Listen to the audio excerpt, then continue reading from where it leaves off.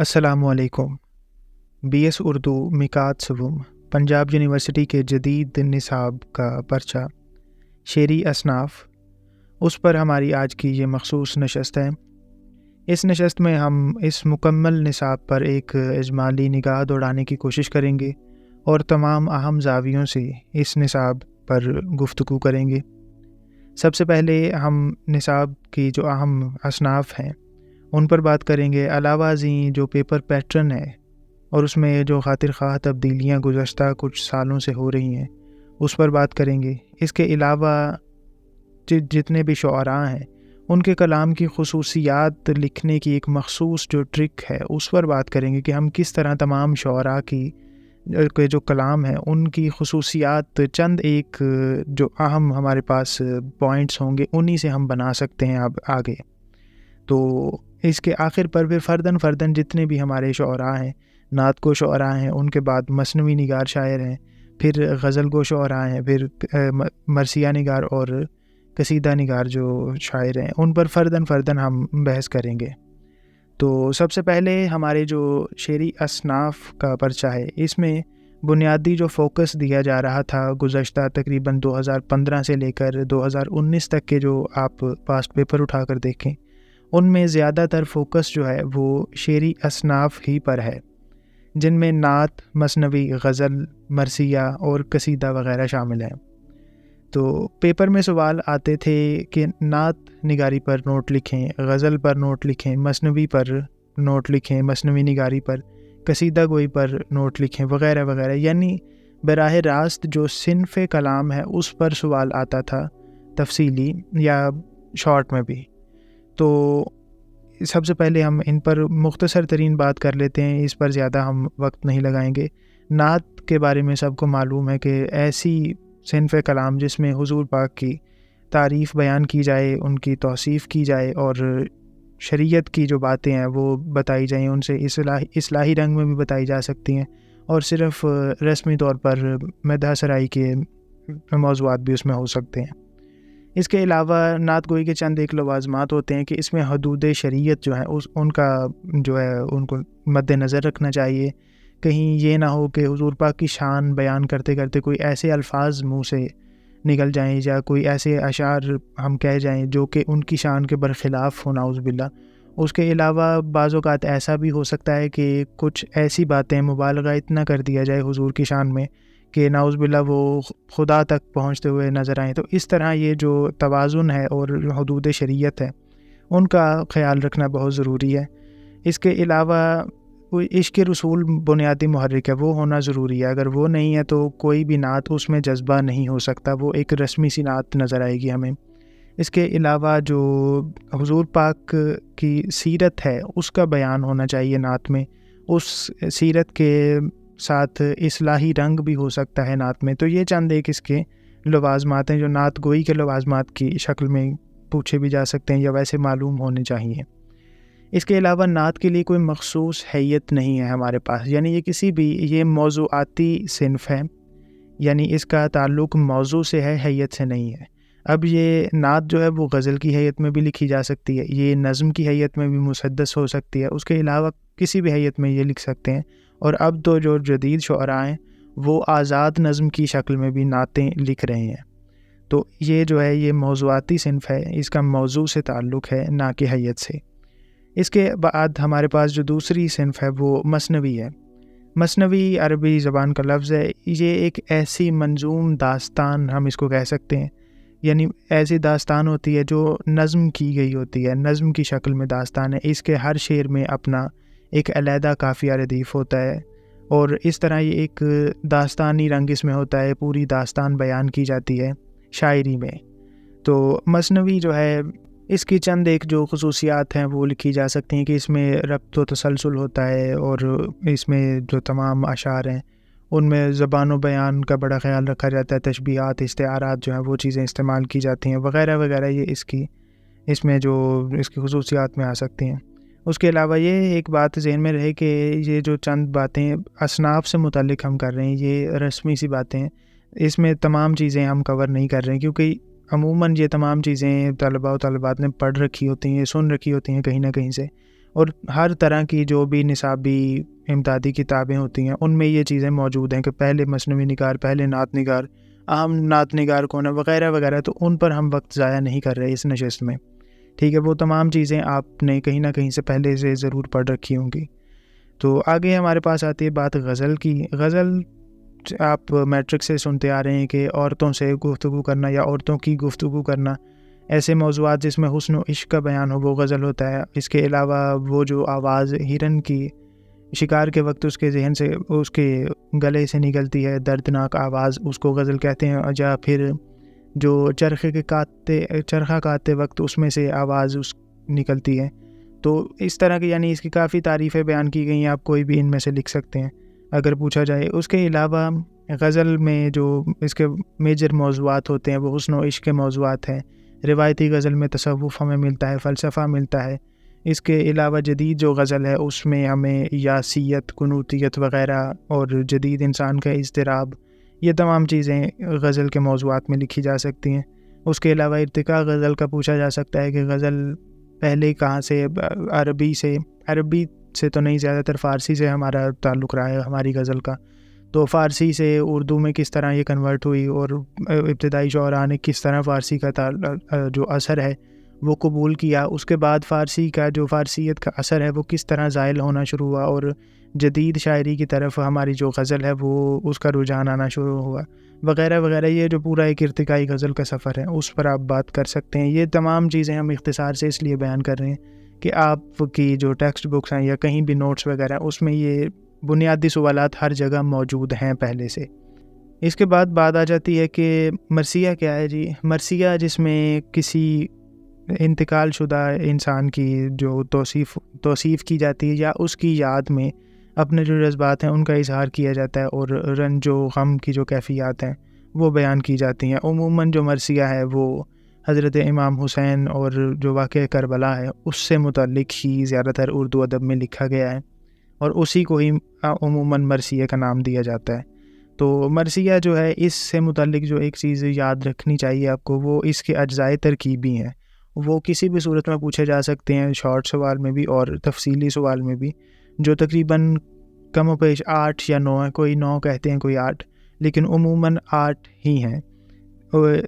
سب سے پہلا جو ہے وہ چہرہ ہے، اس کے بعد سراپا، اس کے بعد رخصت، پھر آمد ہے، پھر رجز، پھر جنگ اور اس کے بعد شہادت اور بین. اس کے شروع میں کئی لوگ چہرے کے شروع میں تمہید بھی ایک پوائنٹ ڈالتے ہیں اور 9 اس کی تعداد کرتے ہیں اجزائے ترکیبی کی، لیکن وہ غیر ضروری سمجھی جا سکتی ہے کیونکہ چہرے کا مطلب بھی وہی ہے. تو خیر یہ اس کے اجزائے ترکیبی یہ ذہن میں ہونے چاہیے. ان پر اگر یک سطری وضاحت کا ایک سوال پہلے آ چکا ہے پاس پیپر میں، تو یک سطری وضاحت اس طرح کی جا سکتی ہے کہ مرثیہ جو ہے اس کا جو سب سے پہلا اجزائے جزو ترکیبی ہے وہ چہرہ ہے. چہرے سے مراد ہے تمہید، یعنی جو مرثیہ ہے وہ اس کا آغاز کیا جا رہا ہے تو جو تمہیدی پیراگرافز باندھنے ہیں انہوں نے بند جو تمہیدی ہیں وہ چہرہ کہلائیں گے. اس کے بعد جس شخص کا مرثیہ لکھا جا رہا ہے یا جس شخص کو اس مرثیے میں بنیادی حیثیت حاصل ہے اس شخص کی سراپا نگاری کی جاتی ہے. اس کے جو جسم ہے، اس کی جواں مردی ہے، اس کی جو شجاعت ہے، یہ تمام جو موضوعات ہیں وہ ان پر اشعار کہے جاتے ہیں. جو جتنے بھی بند ہوں گے وہ سراپا کے بند کہلائیں گے. اس کے بعد آگے آ جائے گا رخصت. رخصت کے بند کیا ہوں گے کہ جب وہ جو ہیرو ہوگا اس مرثیے کا جس پر بات ہو رہی ہے وہ جب اپنے خیموں سے یا اپنے جو گھر ہیں اپنے قبیلے سے رخصت ہوگا میدان جنگ کی طرف، تو اس وقت کیا منظر ہوگا، ان کے جذبات کیا ہوں گے، وہ تمام جو ہیں ان کو ہم کہیں گے رخصت. اس کے بعد آمد ہے. آمد سے مراد جب وہ رخصت ہو کر میدان جنگ میں اس سرما کی وہ جو ہیرو ہوگا ہمارا اس کی آمد ہوگی تو وہ کیا کیفیت ہوگا، کس طرح آئے گا اور اس وقت میدان جنگ کی کیا کیفیت ہے. یہ تمام جو باتیں وہ آئیں گی آمد میں. آمد کے بعد عرب میں ایک رواج تھا رجز کا. رجز کہتے ہیں کہ ایسے اشعار جو کہ اپنے قبیلے اور اپنی شجاعت و بہادری سے متعلق ہوں کہ ہم بہت سورما ہیں، ہمارا قبیلہ بہت اچھا ہے، ہمارے ہتھیار جو ہیں وہ بہت اعلیٰ رہے ہیں وغیرہ وغیرہ. تو اس طرح کی یہ جو باتیں یہ رجز کہلاتی ہیں. اور یہ جنگ شروع ہونے سے پہلے جو ہے وہ دونوں طرف سے ایک دوسرے کو للکارتے ہوئے یہ باتیں کی جاتی تھی. تو آمد کے بعد یہ رجز ہوتا ہے, یہ جا کر وہاں پڑھا جاتا ہے. رجز کے کئی انداز ہیں, کئی دفعہ جو ہے وہ دف اور طبل پر بجا بجا کر یہ جو گیت ہوتے ہیں اس طرح کے جنگی وہ سنائے جاتے گائے جاتے تھے ایک دوسرے کو للکارتے ہوئے. تو کئی دفعہ ویسے ہی صرف گھوڑے پر کھڑے ہو کر ایک دوسرے کو للکارتے ہوئے یہ باتیں کی جاتی تھی. تو یہ رجز کے انداز ہیں. اس کے علاوہ پھر آگے آ جاتا ہے جنگ کا بیان, جتنے بھی اس کے واقعات ہیں, کس طرح کتنے لوگ شہید ہوئے, کتنوں کو مارا, کتنوں کو جہنم واصل کیا وغیرہ وغیرہ, یہ تمام جو جنگی واقعات ہیں ان کا بیان آئے گا. اس کے بعد پھر آگے شہادت کا بیان آئے گا کہ وہ جو ہمارے جن پر بات ہو رہی ہے ان کی شہادت کس طرح ہوئی ہے, وہ مکمل جو منظر ہے وہ پیش کیا جائے گا. پھر شہادت کے بعد جب واپس ان کی جو جسد ہوگی, ان کے جو لاشا ہوگا وہ واپس لایا جاتا ہے اور اس پر جو بیان کیا جاتا ہے اور حسرت کی اور جو بھی غم کی کیفیات ہیں ان پر بات کی جاتی ہے. وہ جو بند ہوں گے وہ بیان کہلائیں گے آخر والے. تو یہ مرثیے سے متعلق تھی باتیں, اتنی یہ ذہن نشین ہونی چاہیے ضرور. اس کے بعد قصیدہ آ جاتا ہے ہمارے پاس. قصیدہ عموماً ایسی صنف ہے جس میں کسی کی تعریف کی جائے. عموماً قصیدہ جو اردو ادب میں ہمارے پاس رہا ہے, اردو اور فارسی میں, اس سے پہلے عربی میں بھی, وہ بادشاہوں اور شہنشاہ اور جتنے یعنی اس طرح کے امیر وغیرہ ہوتے تھے, نواب وغیرہ, تو ان کی شان و شوکت اور ان کی تعریف اور مدح سرائی کے سلسلے میں قصیدے لکھے جاتے تھے, ان سے انعام و اکرام لینے کی غرض سے. عموماً اس میں غرض پوشیدہ ہوتی تھی.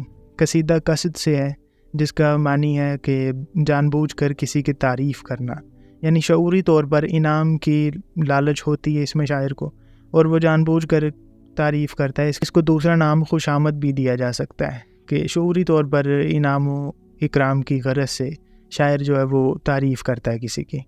لیکن خیر اس بات کا وہ اس میں اس نفی بھی کرتے ہیں اپنے قصیدوں میں کہ نہیں, ہمیں کسی چیز کی ضرورت نہیں ہے, ہم خوشامد نہیں کر رہے ہیں وغیرہ وغیرہ, لیکن ہوتا دراصل وہی ہے.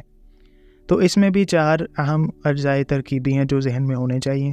سب سے پہلے ہے تشبیب, اس کے بعد گریز ہے, پھر مدح ہے اور پھر دعائیہ ہے.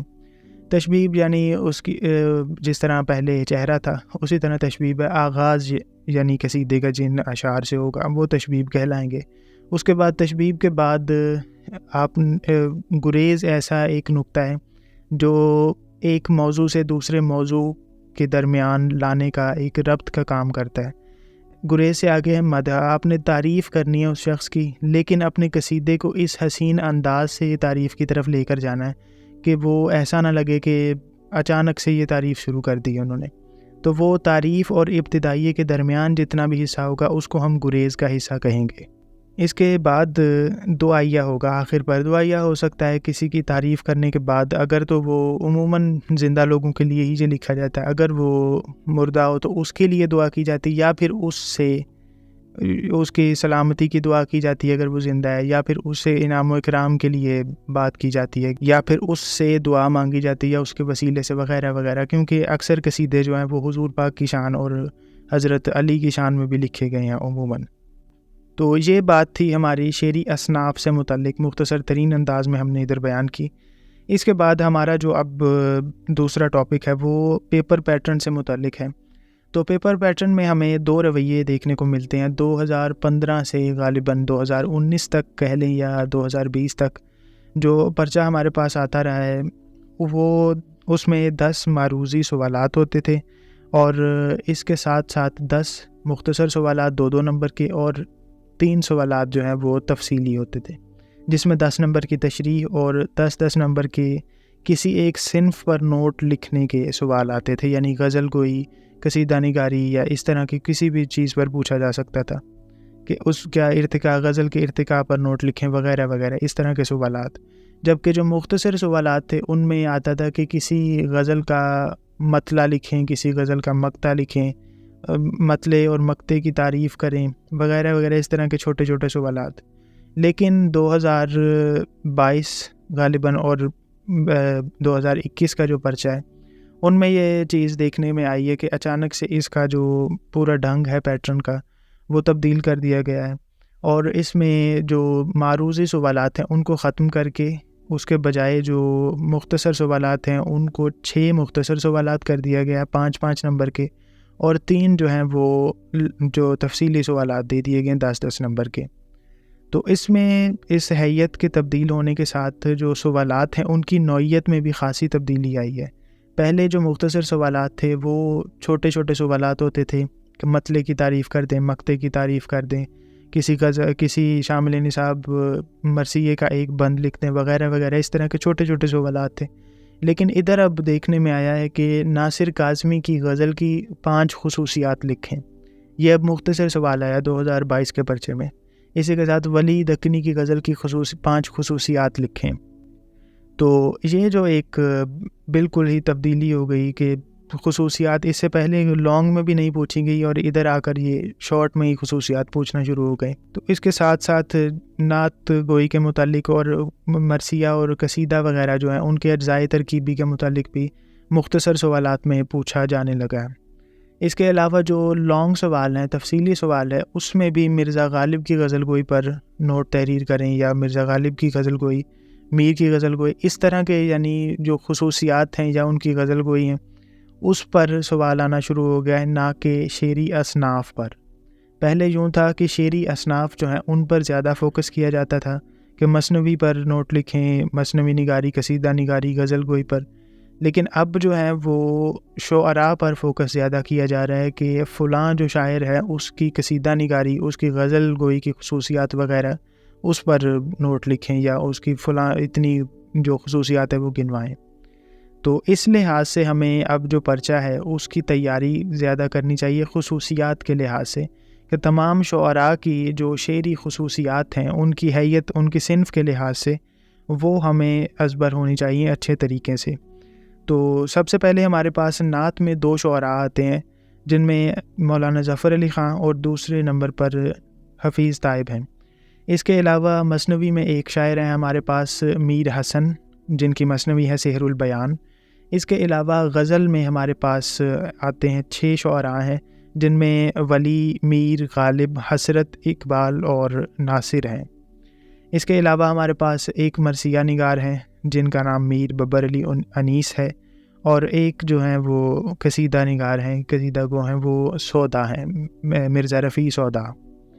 تو ان تمام شعراء کی شعری خصوصیات جو ہیں ان پر اب ہم فرداً بات کریں گے، لیکن اس سے پہلے خصوصیات لکھنے کی ایک جو ٹرک ہے وہ آپ جان لیں، اور یہ بہت ہی مفید آپ سب کے لیے ہوگی۔ وہ اس طرح کے چند ایک ہمارے پاس ایسے جو پوائنٹس ہیں، ایسے نکات ہیں، فنی نکات ہیں عموماً وہ، تو ان کو اگر ہم ازبر کر لیں تو ہم کسی بھی شاعر کی شعری خصوصیات خود سے لکھ سکتے ہیں۔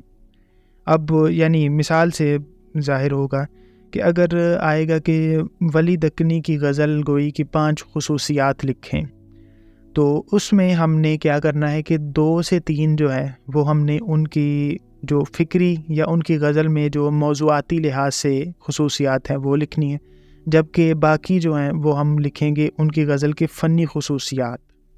تو فنی جو پوائنٹس ہیں وہ ازبر آپ کو ہونے چاہیے۔ ان میں سب سے پہلی جو چیز ہے وہ زبان و بیان کی ہے، کہ زبان و بیان کی شگفتگی ہمیں پائی جاتی ہے، اس میں ان کے کلام میں پائی جاتی ہے۔ اس کے علاوہ روزمرہ و محاورات آپ کہہ سکتے ہیں، وہ بہت اعلیٰ طریقے سے انہوں نے استعمال کیے ہیں۔ یہ آپ ہر شاعر کے کھاتے میں یہ چیزیں ڈال سکتے ہیں۔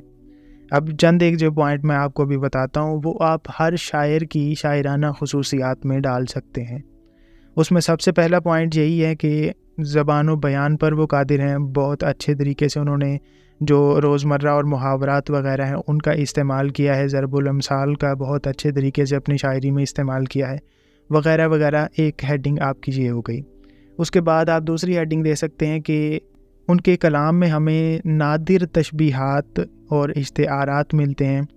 استعارات کے علاوہ انہوں نے تلمیحات کا بہت استعمال کیا ہے، اور یہ تمام جو ہیں وہ روایت سے ہٹ کر اور جو پہلے سے شعراء استعمال کر رہے تھے ان کے بجائے انہوں نے ایک نئے انداز سے تشبیہات، استعارات اور تلمیحات کا استعمال کیا ہے، وغیرہ وغیرہ۔ بات کو پھیلا کر آپ لکھ سکتے ہیں، کوئی بھی شاعر ہو، ادھر چاہے آپ حسرت کا نام لگا دیں، ساتھ غالب کا لگا دیں، میر کا لگا دیں۔ یہ آپ کے 2 پوائنٹ ہو گئے ادھر۔ اس کے بعد آپ لکھ سکتے ہیں کہ ان کے کلام میں، ان سے مراد کوئی بھی شاعر ادھر آ سکتے ہیں، چاہے سودا کی قصیدہ نگاری کی بات ہو رہی ہے اس میں بھی آپ یہ ڈال سکتے ہیں کہ سودا کے کلام میں ہمیں غنائیت، ترنم اور آہنگ اور روانی ملتی ہے. ان کے کلام میں بہت جو بحریں انہوں نے استعمال کی ہیں وہ بہت شگفتہ ہیں، اور ان کا جو کلام ہے اس میں ردم ہے، ترنم ہے، اور پڑھتے ہوئے موسیقیت اور آہنگ ہمیں محسوس ہوتا ہے. تو یہ 3 پوائنٹ ہو گئے آپ کسی بھی شاعر کے کھاتے میں جو ڈال سکتے ہیں. اس کے بعد رعایت لفظی کے ہم کہہ سکتے ہیں کہ انہوں نے یہ ہر شاعر کے ہاں موجود ہوتی ہیں. یہ چیزیں ہم بلا وجہ نہیں کسی کے کھاتے میں ڈال رہے، یہ تمام شعراء کے ہاں یہ چیزیں موجود ہیں. تمام جتنے بھی بڑے شعراء ہوتے ہیں ان کے ہاں یہ چیزیں پائی جاتی ہیں. تو رعایت لفظی سے مراد ہوتا ہے کہ اشعار میں ایسے الفاظ کا استعمال کرنا جو ایک دوسرے سے مناسبت رکھتے ہوں.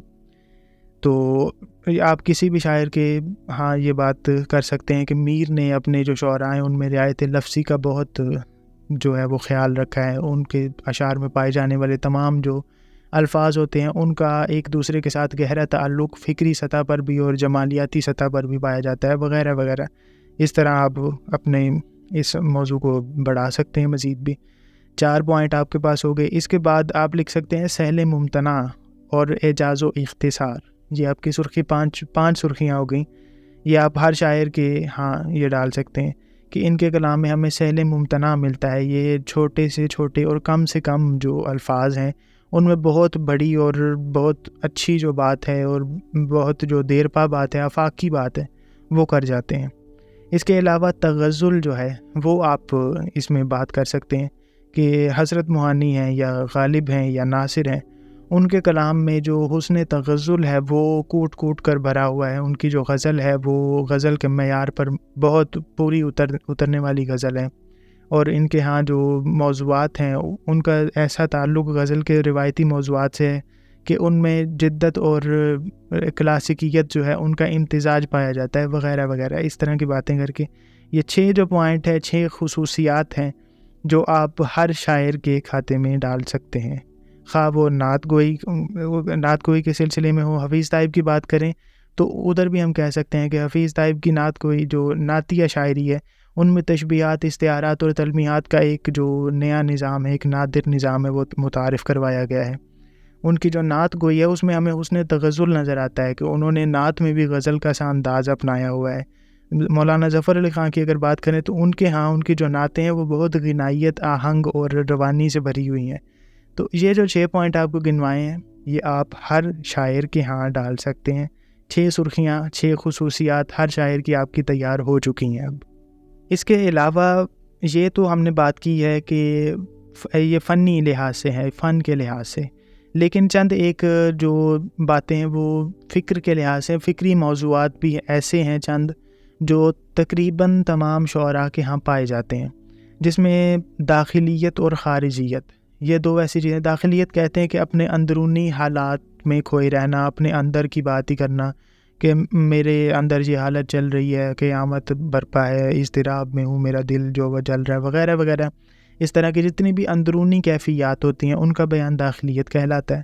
اور جبکہ خارجیت اس کا اپوزٹ ہے کہ اپنی ذات کو بھول کر اپنے جو ارد گرد کا ماحول ہے، اپنا جو سیاسی ماحول ہے، دوسروں کو دیکھنا، غریب غربا عوام ہے، اور یعنی ہر لحاظ سے مذہب کا کیا آپ کی سوسائٹی میں رنگ ہے، آپ جس معاشرے میں رہ رہے ہیں اس میں کیا ہو رہا ہے، یہ جتنی بھی چیزیں ہیں ان کو خارجیت کہتے ہیں. ان کا بیان اگر کسی کی شاعری میں ملتا ہے تو ہم کہیں گے کہ اس کی شاعری میں خارجیت زیادہ ہے.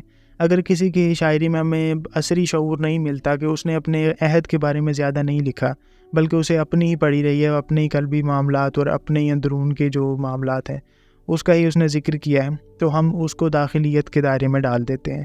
اب ہمارے پاس جتنے بھی بالخصوص غزل گو شعراء ہیں، ولی ہو گئے، میر ہو گئے، غالب ہیں، اس کے علاوہ حسرت ہیں، اقبال اور ناصر وغیرہ، تو ان کے ہاں ہمیں یہ دونوں جو عناصر ہیں ان کا حسین امتزاج ملتا ہے. ٹھیک ہے، یہ جو لائن ہے آپ تمام ان میں سے ڈال سکتے ہیں، تمام شعراء کی خصوصیات بیان کرتے ہوئے کہ ان کے ہاں میں داخلیت اور خارجیت کا حسین امتزاج ملتا ہے. ان کے کلام میں اندرونی اور قلبی واردات جو ہیں ان کا بھی حسین بیان ہے. اس کے علاوہ ان کے کلام میں خارجیت بھی پائی جاتی ہے، جو کہ اس بات کی دلیل ہے کہ وہ اپنے ماحول، اپنے عصر اور اپنے جو سیاسی اور مذہبی جو ماحول تھا اس وقت کا، اس سے بے خبر نہیں تھے. اگر میر کی بات کی جائے تو میر نے دلی کو تباہ ہوتے ہوئے دیکھا، تو اس کا شعور بھی، اس کی جو جھلک ہے اور وہ جو اضطراب تھا وہ احتجاجی رنگ میں میر کے ہاں ہمیں نظر آتا ہے۔ اسی طرح آپ ہر ایک میں مثال دے سکتے ہیں، ناصر کاظمی تک بھی دے سکتے ہیں کہ انہوں نے تقسیم ہند کا جو ایک کٹھن مرحلہ ہے وہ دیکھا، اس کا تاثر ان کی شاعری میں آیا۔ اس کے علاوہ اقبال جو ہیں، اقبال کا عصری شعور کس کو نہیں معلوم کہ وہ مسلم امت کی اس وقت کی جو حالت تھی اور مزید جو بری ہونے والی تھی ان کی نظر میں، اس پر انہوں نے بہت گہری نظر ڈالی، وغیرہ وغیرہ۔ آپ اس طرح مثالیں دے سکتے ہیں۔ ان کی داخلیت اور خارجیت، داخلیت تو ہر شاعر کے ہاں موجود ہوتی ہے، اس نے اپنے اندرون کی، اپنے اندر کی جو بات ہے وہ تو کرتا ہی کرتا ہے۔ خارجیت بھی ان تمام شعراء کے ہاں موجود ہے۔ تو یہ 7واں نقطہ ہو گیا۔ پہلے 6 جو تھے وہ فنی تھے، یہ 7واں ایسا نقطہ ہے، ایسی خصوصیت ہے جو ہر شاعر کے ہاں پائی جاتی ہے۔ اس کے علاوہ رجائیت یا قنوتیت، یہ 8واں نقطہ ہوگا۔ رجائیت کہتے ہیں امید کو، ایسا کلام، ایسا شاعر جو کہ امید کو پیدا کرے، وہ رجائیت اس کے کلام میں خصوصیت ہم نکال سکتے ہیں۔ اس کے برعکس ہوتا ہے قنوتیت، کہ ایسا کلام یا ایسا شاعر جو کہ زندگی اور اس کے تمام جو کائنات کے معاملات ہیں ان سے اتنا بیزار اور بے دل ہو چکا ہو کہ اس کے کلام میں بھی ہمیں امید کی کوئی چیز نہ نظر آئے، وہ جو ہے وہ یاسیت اور قنوتیت کے کار گراں میں گرا ہوا ہمیں نظر آئے، جس کے نظر میں زندگی کوئی حقیقت ہی نہ ہو، وہ کہتا ہو کہ زندگی بس فضول ہے، اس کا کوئی فائدہ ہی نہیں ہے۔ تو اس طرح کی جو شاعری ہوگی اس کو ہم قنوتیت کے دائرے میں لے کر جائیں گے۔ تو اگر ہم دیکھیں تو ولی دکنی جو ہے ان کے ہاں رجائیت پائی جاتی ہے، میر تقی میر ہیں ان کے ہاں قنوتیت ہے زیادہ، غالب کے ہاں بھی قنوتیت زیادہ ہے۔ غالب بھی کہتے ہیں نا کہ موت کا ایک دن معین ہے، نیند کیوں رات بھر نہیں آتی۔ تو اس طرح یعنی اب میں نے دانستہ طور پر یہ جو شعری اس میں مثالیں آپ شامل کریں، ہر حال میں آپ نے کرنی ہے، جتنے بھی آپ نے پوائنٹ ڈالنے ہیں، جتنے بھی آپ کو اشعار آتے ہیں، اس میں آپ نے اس شاعر کے، جس شاعر کی بات ہو رہی ہو، میر پر سوال آیا ہو، غالب پر ہو، حسرت پر ہو، جتنے آپ کو اشعار ازبر ہوں آپ نے اس میں شامل کرنے ہیں۔ ادھر اختصار کی غرض سے میں مثالیں دانستہ طور پر نہیں ڈالنا چاہ رہا، ورنہ گفتگو ہماری ڈبل سے ٹرپل ہو سکتی ہے۔ تو خیر، اس کے بعد 8 ہمارے پاس پوائنٹ ہو گئے۔ 9واں جو پوائنٹ ہے وہ حسن و عشق کا بیان، یہ غزل کا بنیادی موضوع ہے اور تمام شعراء کے ہاں آپ اس پوائنٹ کو گھسیڑ سکتے ہیں اور جائے گا۔ یہ کوئی ہم زبردستی نہیں کر رہے، کیونکہ ولی دکنی ہیں، میر ہیں، غالب ہیں، حسرت ہیں، اقبال ہیں اور ناصر ہیں، جتنے بھی شعراء ہیں ان کے ہاں ہمیں حسن و عشق کا جو بیان ہے وہ ملے گا ہر حال میں، کیونکہ غزل کا بنیادی موضوع ہی یہی ہے۔ تو آپ کہہ سکتے ہیں کہ ان کے کلام میں ہمیں حسن و عشق کا بیان ملتا ہے، اور عشق سے پھر آپ نے اس کی جو عشق کی واردات ہوتی ہیں، سوز و گداز، ہجر، فراق، ملنا، بچھڑنا وغیرہ وغیرہ، اس طرح کی جتنی بھی کیفیات ہیں یہ ہم ان کے کلام میں پاتے ہیں۔ تو یہ ان کے کلام کی خصوصیت ہے۔ تو یہ غالباً 9 ہمارے پاس پوائنٹ ہو گئے۔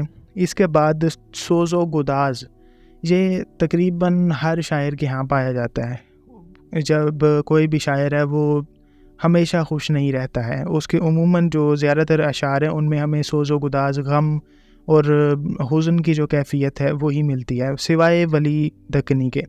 ولی کی جب آپ نے بات کرنی ہے اس میں جمال پرستی، حسن اور خوشی، نشاط وغیرہ، نشاطیہ لب و لہجہ، اس کی آپ نے بات کرنی ہے کہ ولی نے زندگی کے جو پازیٹیو پہلو ہیں ان پر نظر دوڑائی ہے اور ان کو ہی اجاگر کیا اپنی شاعری میں۔ یہ ولی کا ایک بہت اعلیٰ تخصص ہے کہ وہ جمال دوست شاعر بھی اسی وجہ سے کہا جاتا ہے کہ وہ زندگی کی خوبصورتی پر انہوں نے نظر دوڑائی ہے، زندگی کو خوبصورت دکھایا ہے، اور ایک رجائیت خیز ان کے کلام میں ہمیں یہ نقطہ ملتا ہے کہ زندگی کو کھونا نہیں چاہیے، یہ غم و حزن میں کھو کر زندگی کو ضائع نہیں کرنا چاہیے۔ یہی بات ہمیں اقبال کے ہاں بھی ملتی ہے، انہوں نے بھی غم کی جو سپریمیسی ہے زندگی پر اس کو ایک طرف رکھ دیا کہ اپنی جو زندگی ہے اور عظمت بشر کا جو ایک علم ہے وہ انہوں نے بلند کیا ہے۔ تو اس کے علاوہ آپ تصوف کا ایک جو پوائنٹ ہے، تقریباً اب یہ 11واں پوائنٹ بن رہا ہے، تو تصوف پر آپ بات کر سکتے ہیں کہ ہمارے جو شعراء ہیں ان کے کلام میں ہمیں تصوف اور فلسفے کے جو موضوعات ہیں وہ پائے جاتے ہیں۔ جس طرح اگر آپ میر کی بات کریں تو میر کے کلام کی خصوصیات بیان کرتے ہوئے آپ کہہ سکتے ہیں کہ میر کے ہاں ہمیں کہیں کہیں جو ہے وہ تصوف اور کہیں کہیں فلسفے کا جو تھوڑا بہت رنگ دکھائی دیتا ہے ان کے کلام میں۔ اس کے علاوہ غالب تو باقاعدہ ان کو فلسفی شاعر کہا جاتا ہے، ان کے کلام میں تصوف اور فلسفے کی جو بہتات ہے فراوانی پائی جاتی ہے، اور شعر بھی ہے کہ تجھے یہ مسائل تصوف یا تیرا بیان غالب، تجھے ہم ولی سمجھتے جو نہ بادہ خار ہوتا، وغیرہ وغیرہ۔ تو اس طرح آپ ناصر کاظمی کے ہاں تو تصوف آپ نہیں ڈال سکتے، اقبال کے ہاں بھی تصوف ملے گا، حسرت کے ہاں بھی تصوف موجود ہے، اس کے علاوہ غالب کے ہاں تو بھرا پڑا ہے، میر کے ہاں بھی بہت کم ہے، اور ولی کے ہاں بھی کسی حد تک تصوف اور فلسفہ موجود ہے۔ ہر ذرہ عالم میں ہے خورشید حقیقی، یوں بوجھ کے بلبل ہوں ہر ایک اونچا دہاں کا۔ تو اس میں جو پہلا مصرع ہے وہ تصوف سے متعلق ہی ہے، ولی دکنی کا۔ تو وغیرہ وغیرہ، اس طرح شعری مثالوں کی طرف میں نہیں آنا چاہ رہا دانستہ طور پر، ورنہ بات بہت لمبی ہو جائے گی۔ اس کے علاوہ آپ معاملہ بندی ڈال سکتے ہیں۔ معاملہ بندی یہ عموماً فنی ایک نقطہ ہے، اس کے مراد یہ ہے کہ ایسے شعر میں جب ایک شاعر اپنے محبوب سے بات کرتا ہے، کسی بھی متعلق ہو سکتی ہے وہ، یعنی محبوب اور عاشق کے درمیان ہونے والی جو بات ہے، اس کیفیت کو، اس شعر کو ہم معاملہ بندی کا شعر کہیں گے۔ تو یہ جس طرح سہل ممتنع ہوتا ہے، تغزل اور رعایت لفظی تشبیہ استعارہ وغیرہ جو کہ ہر شاعر کے ہاں ہمیں ملتے ہیں، یہ بھی معاملہ بندی بھی تقریباً تمام شعراء کے ہاں ہمیں ضرور ملتی ہے۔ تو آپ تمام شعراء کے ہاں اسے ڈال سکتے ہیں۔ ولی کی خصوصیت بھی بتائی جا سکتی ہے، ناصر کی بھی، اقبال کی بھی، حسرت کی بھی، وغیرہ وغیرہ، کہ ان کے کلام میں ہمیں معاملہ بندی بھی دکھائی دیتی ہے۔ تو یہ کم و بیش کوئی 11 سے 12 پوائنٹ ہو چکے ہیں، شاید یا اس سے زیادہ ہیں۔ یہ آپ تمام شعراء کی خصوصیات تقریباً 11 سے 12 جو ہیں وہ بنی بنائی آپ کے پاس موجود ہیں اس وقت، جو آپ کسی کے بھی ہاں کسی کی بھی خصوصیات میں ڈال سکتے ہیں۔ اس کے علاوہ اب ہم اگر بات کریں مثنوی پر، تو مثنوی میں تھوڑی سی جو باتیں ہیں وہ اس سے ڈیفرنٹ ہوں گی۔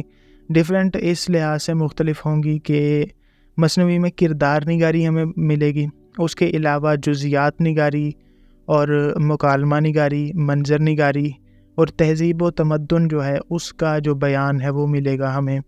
اس کے علاوہ اس میں جذبات نگاری ہوگی اور واقعات نگاری ہوگی۔ یہ جو مثنوی، قصیدہ اور ہمارے پاس جو مرثیہ ہے، اس میں یہ اضافی جو چند ایک لوازمات ہیں یہ نوٹ کر لیں آپ۔ جو ہم نے پہلے 11-12 پوائنٹ بیان کیے وہ تو ہوں گے ہی، ان کو ہم کینسل نہیں کر رہے، بلکہ ان کے ساتھ ساتھ مثنوی، قصیدہ اور مرثیہ میں کردار نگاری بھی ہوگی، جزیات نگاری بھی ہوگی، منظر نگاری کا بھی آپ بنا سکتے ہیں ایک نقطہ پوائنٹ۔ اس کے علاوہ منظر نگاری اور تہذیب و تمدن کا جو بیان ہوتا ہے وہ اس میں آ سکتا ہے۔ اس کے علاوہ واقعات نگاری یہ تو ہر لحاظ میں ہر مثنوی میں موجود ہوتی ہے۔ مرثیہ جو ہے اس میں بھی جو جنگ اور رجز کا جو معاملات ہوتے ہیں اس وقت واقعات جو بیان کیے جاتے ہیں، تو واقعات نگاری مرثیہ میں بھی پائی جاتی ہے۔ قصیدے میں بھی کسی حد تک واقعے کا بیان ہوتا ہے۔ گریز جب کرتے ہیں، گریز میں اکثر واقعات جو ہیں وہ بیان کر دیے جاتے ہیں۔ تو جذبات نگاری جو ہے وہ مرثیہ میں بھی ہوتی ہے، مثنوی میں بھی ہوتی ہے، یہ آپ اس میں پوائنٹ یہ چیزیں ڈال سکتے ہیں۔ تو اس طرح یہ کم و بیش کوئی 15 سے 16 آپ کے پاس سرخیاں بن گئی ہیں تمام شعراء کی خصوصیات سے متعلق۔ ان کے کلام کی خصوصیات جو ہیں وہ لکھتے وقت آپ لکھ سکتے ہیں زبان و بیان روزمرہ کا، اس کے علاوہ تشبیہات و استعارات، تلمیات، اس کے علاوہ ہم نے بات کی تھی رعایت لفظی پر اور غنائیت، ترنم وغیرہ، اور سہل ممتنع، پھر تغزل پر، داخلیت و خارجیت پر، رجائیت اور قنوتیت وغیرہ پر، پھر حسن و عشق کا بیان، تصوف وغیرہ، سوز و گداز، معاملہ بندی، اور پھر یہ جو مثنوی اور مرثیہ وغیرہ ہے ان کے سلسلے میں کردار نگاری، جزیات نگاری، مکالمہ نگاری، منظر نگاری، واقعات نگاری۔ تو یہ اتنی ساری سرخیاں آپ بنا سکتے ہیں۔ اب اگر سوال آ رہا ہے پیپر میں کہ میر انیس کی مرثیہ نگاری کی خصوصیات لکھیں، تو آپ دیکھیں کہ آپ کے پاس 15 سرخیاں ڈیفالٹ میں آپ کے پاس موجود ہیں۔ آپ اور کچھ بھی نہ لکھیں، آپ کی کوئی تیاری نہیں ہے، آپ نے کچھ نہیں پڑھا، مرثیہ تک نہیں آپ نے پڑھا، یہ جو 15 سے 16 یا اس سے بھی زیادہ شاید ہم نے ادھر بات کی ہیں، ان صرف آپ اس لحاظ سے لکھتے جائیں، اور جہاں ہم نے ان لگایا تھا وہاں آپ میر انیس لگاتے جائیں کہ میر انیس کی شاعری میں ہمیں میر انیس کی مرثیہ نگاری کی یہ خصوصیت ان کی زبان و بیان پر قادر الکلامی ہے. ان کے جو مرثیے ہیں ان میں ہمیں روزمرہ اور محاورات کا حسین استعمال ملتا ہے. ایک پوائنٹ آپ کا یہ ہو گیا. اس کے بعد میر انیس کے ہاں ہمیں حسین تشبیہات، استعارات اور تلمیحات کا بیان ملتا ہے. یہ آپ کا دوسرا پوائنٹ ہو گیا. ان کے ہاں ہمیں رعایت لفظی، ان کی جو شاعری ہے، ان کی مرثیہ نگاری، اس میں رعایت لفظی سے بہت کام لیا گیا ہے، اور بہت حسین اشعار اس وجہ سے پیدا انہوں نے تخلیق کرنے پر وہ قادر ہوئے ہیں، وغیرہ وغیرہ. یہ آپ کے 3 پوائنٹ. اسی طرح جتنے ہم نے بات آگے کی ہے، آپ اس میں کہہ سکتے ہیں کہ عنایت ہے ان کے کلام میں، ان کے مرثیوں میں، سہل ممتنع ہے، اعجاز و اختصار ہے، واقعات نگاری ہے، جذبات نگاری ہے، مکالمہ نگاری ہے، ان کے ہاں کردار نگاری ہے، جزیات نگاری ہے. ان کے ہاں ہمارے خارجیت و داخلیت تو نہیں ویسے کیونکہ مرثیہ ہے تو خارجیت کا عنصر ہے. اس کے علاوہ حسن و عشق جو ہے، سراپا نگاری آپ کہہ لیں، وہ بھی اس میں ہوتی ہے، کیونکہ سراپا تو اس کا مرثیے کا دوسرا جو رکن ہے، چہرے کے بعد سراپا ہے، تو سراپا نگاری اس میں ہوتی ہے، مکالمہ نگاری اس میں ہوتی ہے.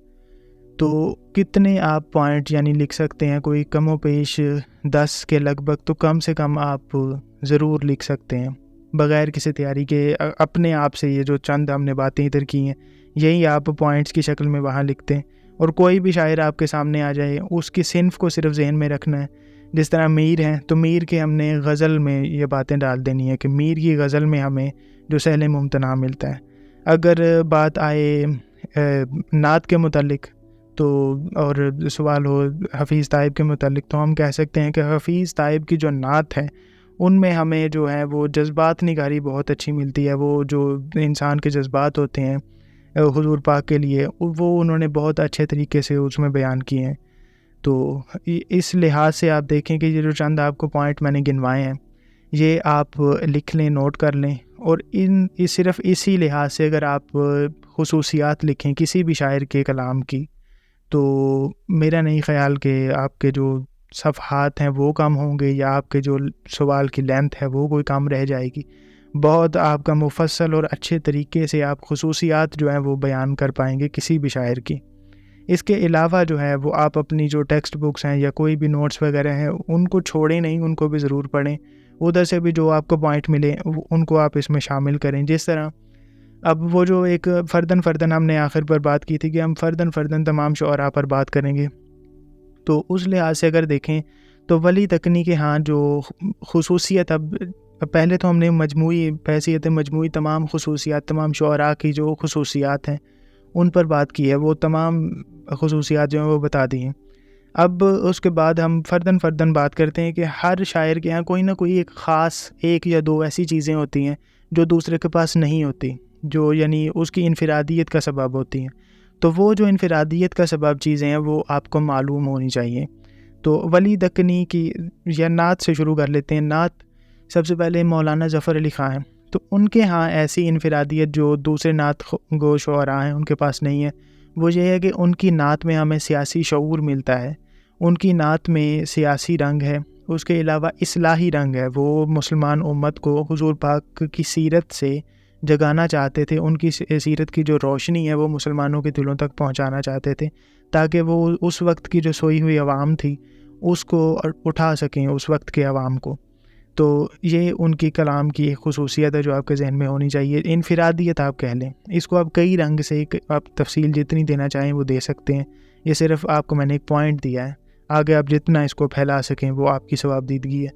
اس کے بعد ہمارے پاس آ جاتے ہیں حفیظ طیب. حفیظ طیب کی اگر بات کی جائے تو ان کی ایسی کیا انفرادیت ہے؟ ان کی انفرادیت اپنے ہم اثروں میں ہے کہ اس وقت انہوں نے شاعری میں نعت گوئی کو ایک مسلسل یعنی صنف کو اپنائے رکھا، جب کہ ہر طرف غزل کا شہرہ تھا. یعنی عوام جو ہیں وہ صرف اور صرف غزل کو پسند کرتے تھے یا نظم کو، اور نعت گوئی بالکل یعنی اینڈنگ پر تھا، زوال پر تھا اس وقت.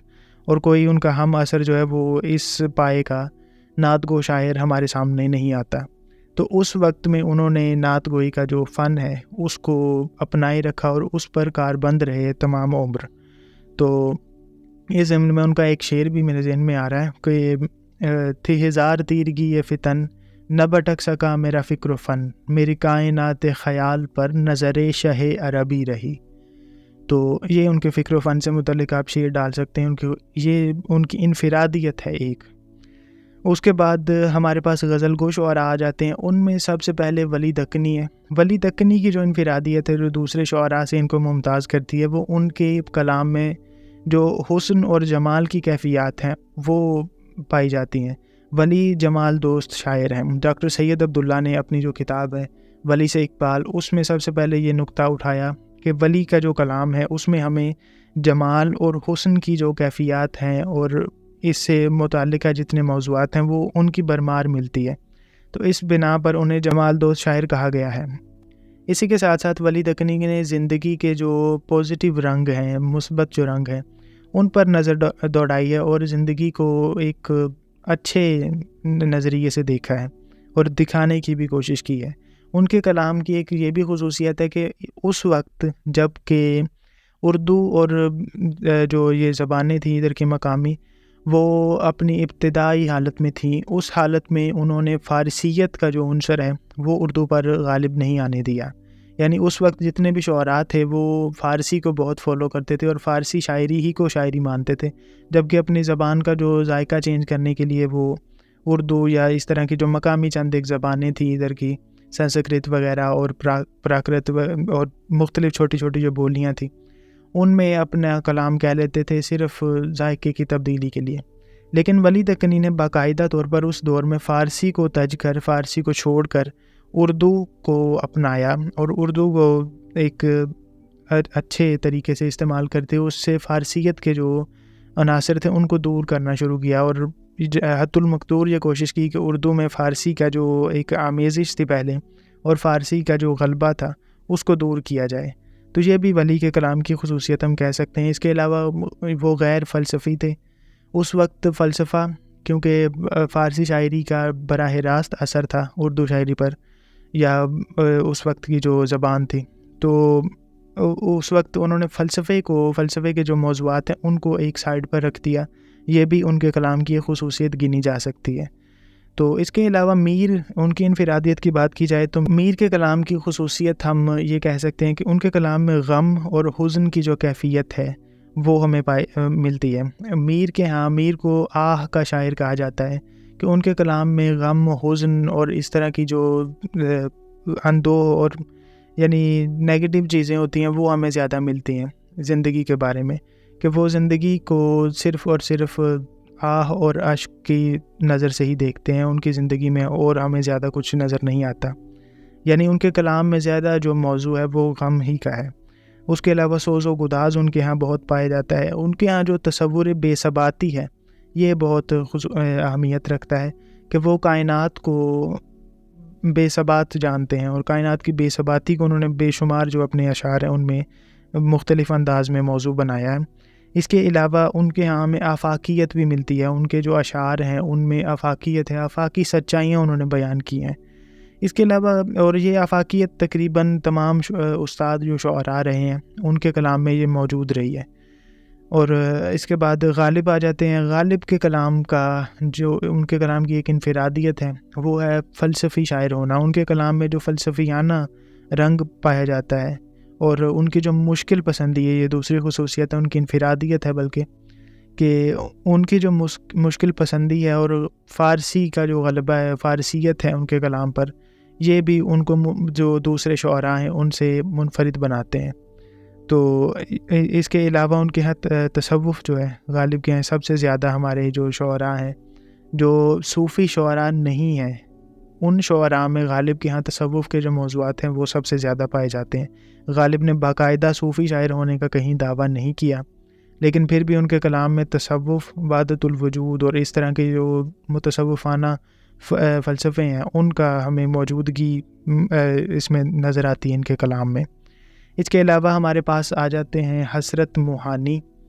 حضرت موہانی کی اگر بات کی جائے تو ان کے کلام میں اس وقت کے لحاظ سے حب الوطنی یہ ایک ایسی انفرادیت ہے جو کسی کی غزل میں ہمیں جتنی ان کے پاس ہے وہ نہیں ملتی اب تک۔ تو ان کے کلام میں حب الوطنی کا ایک عنصر ہے. اس کے علاوہ سیاسی شعور ان کے کلام میں ہمیں ملتا ہے, اور رجائیت جو ہے یہ ان کے کلام میں ایک انفرادیت ہے کہ یہ قوم کو ایک اچھے مستقبل کی طرف لے جانے کے خواہاں نظر آتے ہیں, اور یہ تمام باتیں انہوں نے غزل میں کی ہیں. ورنہ عموماً اس طرح کے جو موضوعات ہوتے تھے وہ نظم میں ڈیل کیے جاتے تھے پہلے سے بھی اور بعد میں بھی, لیکن حسرت نے غزل میں ان موضوعات کو زیر بحث لانے کی جسارت کی سب سے پہلے. تو اس کے بعد ہمارے پاس آ رہتے ہیں اقبال کے تخصص اور ان کی انفرادیت سے کون واقف نہیں ہو سکتا. تو ان کا جو بے شمار اقبال کے بارے میں تو باتیں کی جا سکتی ہیں. انفرادیت کے بارے میں چند ایک انفرادی باتیں جو ان کے کلام کی ہیں, بالخصوص ان کے غزل کی جو ہیں, کیونکہ ہمارے ہاں موضوع ان کی غزلیات ہیں. ان میں یہ ہے کہ انہوں نے غزل میں جو روایتی غزل ہے اس کا دامن نہیں چھوڑا ہے. اس میں جو عشقیہ رنگ ہے وہ ہمیں روایتی غزل کا ہی پتہ دیتا ہے. اس کے علاوہ ان کی غزل میں ہمیں عظمت انسان جو ہے اور تحریک اور عمل وغیرہ جو ہے کہ انسان کو متحرک رہنا چاہیے ہر وقت اور عمل کرنا چاہیے. تو یہ اس طرح کے رنگ ملتے ہیں. اس کے علاوہ ان کی غزل رنگ تغزل کے انداز پر پوری اترتی ہے. ان کی غزل میں ہمیں اسلامی جو فکر ہے اور اسلامی شعور ہے, مذہبی شعور ہے, وہ بھرا ہوا نظر آتا ہے ان کی غزل میں. اور یہ غزل کے معاملے میں شاید پہلی دفعہ ہے کہ اقبال نے جو عشقیہ غزل ہے اس میں مذہبی رنگ جو ہے وہ اپنایا ہے. تو یہ ہم کہہ سکتے ہیں. اس کے علاوہ غزل میں خدا سے ہم کلامی جو ہے وہ بھی اقبال کے کلام کی ایک بہت بڑی انفرادیت ہے. اس سے پہلے خدا سے ہم کلامی ہوتی تھی لیکن وہ زیادہ یعنی باقاعدہ انداز میں نہیں ہوتی تھی, اور یا پھر خدا کو پکارا جاتا تھا مدد کے لیے, یا پھر بطور طنز یا شکوہ کے لیے بلایا جاتا تھا, خدا کو پکارا جاتا تھا ایک طرح سے. لیکن غالب نے اپنی غزل میں خدا سے ہم کلامی کی ہے, شکوے کے انداز میں بھی کبھی کی ہے, کبھی ایک دوست کی حیثیت سے بھی, جس طرح بات کرتے ہیں ہم ایک دوسرے سے, تو اس طرح بھی خدا سے ہم کلامی اقبال کے ہاں میں ملتی ہے. تو یہ ان کے کلام کی خصوصیات, انفرادیت کہہ سکتے ہیں ہم. خصوصیات تو عمومی جو ہم نے اوپر 10-15 جو بیان کی تھی وہ ادھر آ ہی سکتی ہیں ان میں. ان کے علاوہ یہ پوائنٹ بتائے جا رہے ہیں. تو ناصر جو ہیں, ناصر کے اگر کلام کی بات کی جائے تو ان کے جو کلام ہے وہ جدید انسان, اس کی جو انفرادیت ہے وہ یہ ہے کہ جدید انسان اور اس کی جو قلبی کیفیات ہیں وہ ان کی شاعری میں ہمیں بہت اچھے طریقے سے ملتی ہیں. انہوں نے جدید جو انسان ہے, آج کے دور کا جو انسان ہے, اور جو یعنی ماڈرن انسان جس کو کہہ سکتے ہیں, اس کی جو قلبی کیفیات ہیں, اس کے جو دل کا اضطراب ہے, بے چینی ہے, وہ جو ساری کیفیات ہیں ان کو ناصر کاظمی نے بہت ہی جو فنکارانہ اور ماہرانہ طریقے سے بیان کیا ہے. جس طرح وہ بھری دنیا میں جی نہیں لگتا, جانے کس چیز کی کمی ہے ابھی, تو اس طرح ناصر کاظمی نے یہ اب کیفیت تقریباً ہر انسان کی ہے کہ سب کچھ ہوتے ہوئے بھی انسان جو ہے وہ مطمئن نہیں ہے, اطمینان نہیں ہے. تو اس طرح کی جو کیفیات ہیں وہ ناصر نے بیان کی ہیں اپنی شاعری میں سب سے پہلے, جو کہ آج کل کے دور کے یا جدید انسان کے جو مسائل ہیں ان کا بیان جو ہے وہ ناصر کے ہاں میں ملتا ہے. اس کے علاوہ ناصر کے ہاں تقسیم ہند کے بعد کے جو ایک اجنبیت اور یاسیت تھی عوام میں, وہ ان کے ہاں میں ملتی ہے. یعنی تقسیم ہند کے تناظر میں ان کی شاعری کو دیکھا جائے تو وہ ایک خاص انفرادیت رکھتی ہے. تو یہ غزل گو شعراء کی جو خصوصیات ہیں ان پر یہ فردن بحث ہو گئی. اس کے بعد اب بات آتی ہے ہمارے پاس مرثیہ نگار جو شاعر ہیں, ایک میر انیس کی مرثیے کی کیا خصوصیات ہیں یا انفرادیت کیا ہے. خصوصیات تو ہم نے اوپر بیان کر لیں, وہ 10-15 پوائنٹ وہ آئیں گے ہی آئیں گے تمام شعراء کے ہاں. ان کے بعد ان کے علاوہ جو ہم نے بات کرنی ہے ان سے پہلے وہ میر انیس کے مرثیے کے متعلق. تو اس طرح بات کی جا سکتی ہے کہ میر انیس کا جو مشاہدہ ہے ان کے کلام میں ہمیں اس طرح لگتا ہے کہ انہوں نے یہ جو تمام واقعات ہیں, واقعہ کربلا کے, وہ اپنی آنکھوں سے جس طرح دیکھیں, وہ اتنا یعنی انہوں نے اچھے طریقے سے جزیات کے کام لیا ہے اور اچھے طریقے سے بیان کیا ہے شاعری میں کہ ایسا لگتا ہے کہ یہ جو تمام مناظر ہیں وہ ان کی آنکھوں کے سامنے ہوئے ہوں. تو یہ ان کی ایک انفرادیت ہم کہہ سکتے ہیں جو باقی جو مرثیہ نگار ہیں ان سے ان کو ممتاز کرتی ہے. اس کے علاوہ باقی جو اوپر ہم نے پوائنٹ بتائے ہیں, کردار نگاری, جزیات نگاری, تشبیہات, یہ وہ جتنی بھی وہ 10-15 باتیں تھیں, وہ اس کے بعد آپ نے ڈال دینی ہے۔ تو اس کے بعد آ گئے ہمارے پاس قصیدہ نگار شاعر سودا۔ تو سودا کی قصیدہ نگاری کی اگر بات کی جائے تو سودا جو ہیں ان کا انفرادیت ان کی قصیدہ نگاری کی یہ کہی جا سکتی ہے کہ اردو ادب میں باقاعدہ طور پر جو بڑا قصیدہ کہنے والا نام ہے وہ سودا ہی ہے ہمارے پاس۔ اس کے علاوہ سودا جو ہیں وہ درباری شاعر تھے، دربار سے وابستہ تھے، تو انہوں نے جو دربار سے متعلق قصیدے ہیں وہ بھی کہے۔ اس کے علاوہ انہوں نے جو حضور پاک کی شان اور مولا علی کی شان میں قصیدے انہوں نے وہ بھی نظم کیے ہیں۔ تو یہ ان کی خصوصیات کے انفرادیت کہی جا سکتی ہے۔ اس کے علاوہ جو خصوصیات عمومی اوپر ہم نے بیان کی ہیں کہ تشبیہات، استعارات، زبان و بیان، روزمرہ اور سہل ممتنع وغیرہ، اور منظر نگاری، کردار نگاری وغیرہ وغیرہ، وہ جتنے بھی پوائنٹس آ سکتے ہیں اس میں 10-15 جتنے آپ لکھنا چاہیں وہ آپ اس میں شامل کر دیں، اور سودا کی جو قصیدہ نگاری ہے وہ حل ہو جائے گی۔ تو اس طرح جتنے بھی یہ ہمارے شعراء تھے ان پر ہم نے اب فرداً بھی بات کر لی ہے۔ تو اب بالآخر اپنی نشست کو ہم اختتام کی طرف لاتے ہیں، اور چند جو اہم سوالات ہیں جو کہ پاسٹ پیپر کی روشنی میں بنائے گئے ہیں وہ آپ لوگوں سے شیئر کیے جاتے ہیں۔ مختصر سوالات ہیں یہ کہ نعت کی تعریف کریں، نیز تین اہم نعت کو شعراء کا نام اور ایک شعر تحریر کریں۔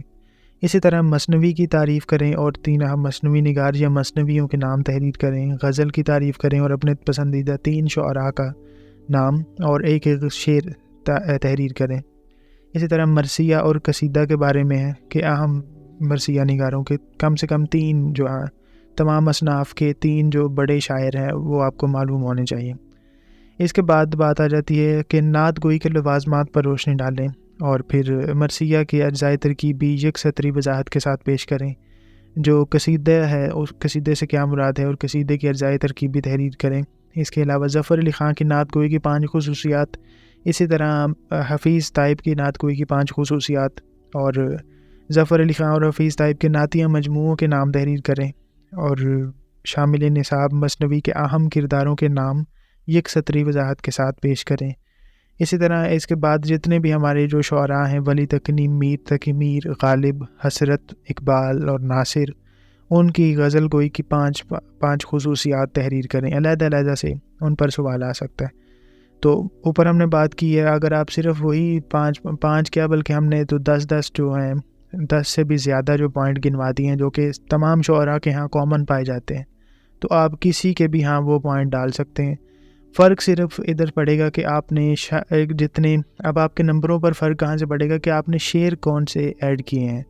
جس طرح اب ادھر بات آ جاتی ہے کہ حسرت موہانی کی غزل گوئی کی 5 خصوصیات آپ نے لکھ تو دی، وہی جو ہم نے اوپر جنرل بات کی ہے کہ استعارات ہیں، تشبیہات ہیں، سہل ممتنع ہے، اس میں زبان و بیان کا خوبی ہے، محاورے وغیرہ اس میں موجود ہیں۔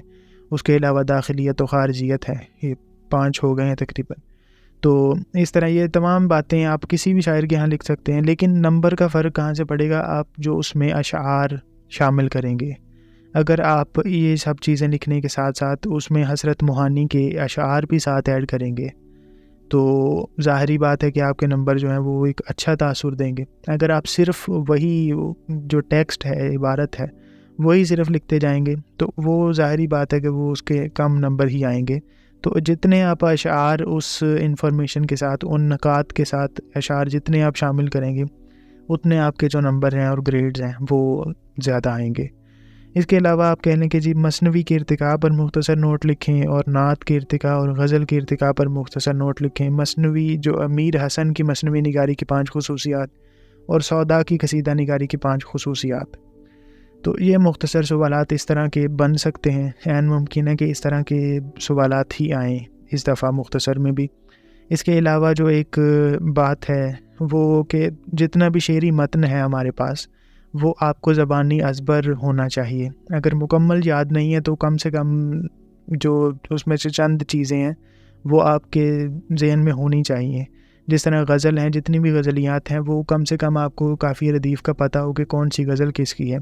اس کے علاوہ جو قصیدہ ہے اور مرثیہ وغیرہ ہے وہ بھی معلوم ہونا چاہیے کہ کون سا کس کا ہے اور اس میں کیا کیا باتیں کس طرح کی گئی ہیں۔ تو اس کے علاوہ جتنے بھی شعراء ہیں ان کے جو اچھے اچھے شعر ہیں، کم سے کم 10، ہر شاعر کے 10 اچھے شعر جو ہیں وہ آپ کو یاد ہونے چاہیے۔ یہ آپ تشریح میں بھی لکھیں گے، کیونکہ پیپر میں 10 نمبر کی تشریح ہر حال میں آئے گی۔ تشریح پر ہم نے زیادہ فوکس اس لیے نہیں کیا کیونکہ باقی جو آپ کے 60 نمبر میں سے 50 نمبر ہیں ان پر ہم نے فوکس کیا ہے۔ تشریح جو ہے اس پر ہم نے بات بالکل بھی نہیں کی، کیونکہ وہ تقریباً تمام جو اسٹوڈنٹس ہیں وہ کر لیتے ہیں، اور جتنی بھی ٹیکسٹ بکس ہوتی ہیں ان پر تشریح موجود ہوتی ہے۔ آگے یہ جو لکھنے والا ہے یا لکھنے والی ہے اس کی ثوابدیدگی پر ہے کہ وہ اپنے جو موضوع کو کتنا پھیلا پاتے ہیں اور کس قدر تشریح کر پاتے ہیں۔ تو تشریح جو ہے وہ ہر بندے نے اپنے لحاظ سے کرنی ہوتی ہے۔ تو آپ اگر تشریح اگر آپ اچھی کرنا چاہتے ہیں تو آپ کو ہر شاعر کے جو اچھے اچھے کم سے کم 10 شعر ہیں جن کا آپ کے نصاب اور موضوعات سے کسی نہ کسی لحاظ سے تعلق ہو، وہ آپ کو ضرور یاد ہونے چاہیے اگر آپ نے بہترین نمبر لینے ہیں تو یہ چند ایک جو باتیں ہیں۔ ہماری جو نشست ہے تقریباً وہ 1 گھنٹے کے قریب ہو چکی ہے، تو امید ہے کہ یہ جو آج کی نشست ہے آپ کے لیے کئی لحاظ سے مفید ثابت ہوگی۔ بہت شکریہ، خدا حافظ۔